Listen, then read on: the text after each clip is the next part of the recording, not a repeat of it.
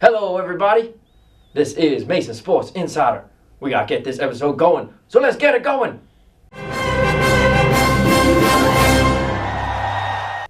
Well, thank you for that introduction, Doc Nix in the mug. This is Mason Sports Insider, so let's get it started. We'll begin with the women's basketball team, whose season came to an end this past Saturday as they suffered a 66-55 loss to the Duquesne Dukes in the first round of the A10 championship. The game, which was held in Pittsburgh, was a tight defensive battle, with Mason coming out on top at halftime with a 2-point lead. But then the top five offense finally showed up in the second half of the Dukes as they ripped off 22 points in the third and 23 in the fourth. They were led by Amade Samashi and Angela Staffolino. Juliana Vojinovic, who had 23 points against Mason last time out earlier in February, was held to just 11 points on 3 of 15 shooting, but she also added 7 rebounds and 5 assists. On the Patriots side, their senior leaders, Tiffany Paget and Kara Wright, ended their careers on a high note, scoring 20 points and 18 points respectively, while each grabbing 6 rebounds. Bridget O'Donnell, the other senior to play in this game, was a strong presence down low, picking up 7 rebounds and 3 official blocks. Mason therefore finishes their season 1 win higher than last year at 13-17 and tying their conference record at 6-10. Next year, it'll be Taylor Dodson leading the way as the only senior on the team, and with a strong freshman class coming in to support the current freshman class, the program should continue to build. Coach Millicent is looking forward to this program having one of its best seasons ever, at least as far as the A10 is concerned, next year. So good luck to the women's basketball team. Thank you for all the memories this season. We'll be looking forward to next year. But now on to the other hardwood. The men's volleyball team continued their early season struggles. Despite a packed RAC gym on Friday when Penn State came to town, Mason could not take down the number 15 ranked team in the country, losing 3-1. The next day, they followed up with a less than ideal performance against the St. Francis Red Flash, losing 3-2.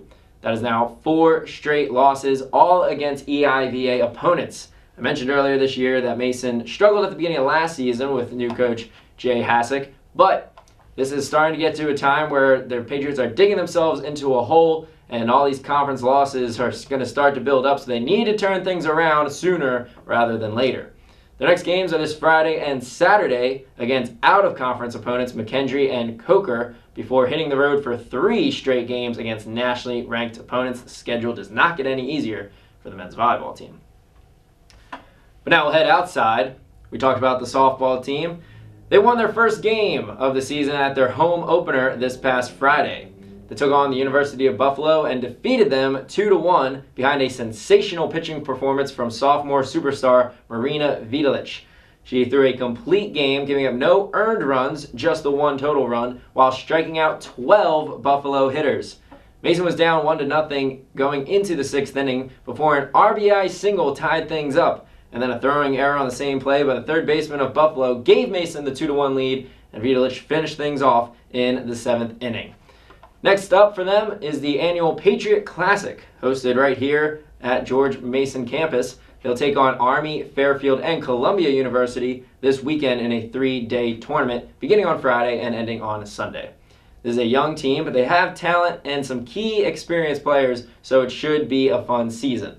The weather has been pretty nice all winter long, so be sure to head out there to the softball complex and enjoy some softball games. This team's going to be fun to watch. Moving on to tennis now, the women's tennis team swept St. Mary's this Sunday, winning 7-0.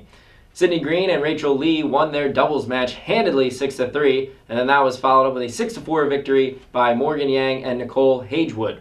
They continued their success in the singles, with Green winning in the number 1 slot, Yang winning at 2, Scarlett Walton finishing at 3, Lee won her match in the 4th slot, and then Olivia Lacey Thompson and Liz Lowe finishing 5th and 6th, winning their matches to complete the Sunday sweep.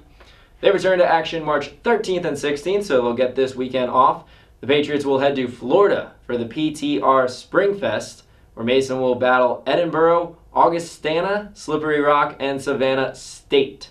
And then last but not least, the track and field team, which we talked about last week, finishing up the season with the A10 championships. They officially finished the season with the Mason Last Chance over at the Fieldhouse.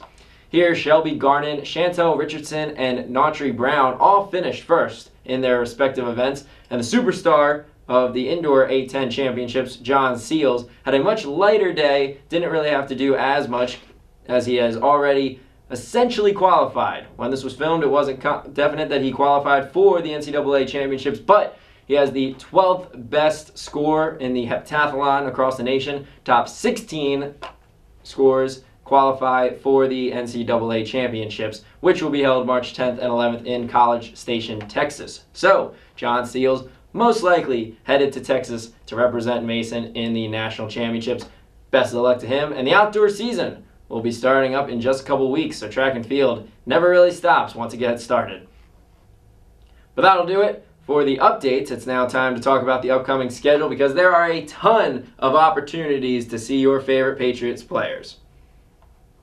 First and foremost, the men's basketball team, who we did not talk about in this episode. They'll be playing their final home game of the season Wednesday at 7 against Duquesne. It is senior night, so be sure to come on out and give the well-awarded applause and honoring of the two leaders of the team, Marquise Moore and Jalen Jenkins. They then wrap up the season on the road Saturday at VCU, needing to win both of these games in order to reach 20 wins on the season. Softball, as we mentioned, is hosting the Patriot Classic Friday through Sunday. Their games specifically are Friday at 5, Saturday at 12:30 and 5:15, and Sunday at 2 and 4:15, all at the softball complex on West Campus. Baseball is also hosting a series against Maurice College. They play Friday, Saturday, Sunday at 2:30, 2 o'clock, and 1 o'clock respectively. Men's volleyball plays Friday at 7, Saturday at 5, both at home, and the women's lacrosse team, who opened up their season with a 9-7 victory of William and Mary on the 18th, will take on Georgetown on Saturday for a 3 o'clock game in D.C. Their home opener will be Wednesday, March 8th against Virginia Tech. So there are lots of opportunities to cheer on one of the numerous sports teams that are currently playing. We hope to see all of you out there to as many games as possible. Remember, all of them are free with your Mason ID, so why not go enjoy the outdoor sports with the nice weather, or head on inside to cheer on the basketball team, the volleyball team, two teams that are really looking at a strong season. Volleyball trying to defend their title, men's basketball trying to work their way up the A10 ladder.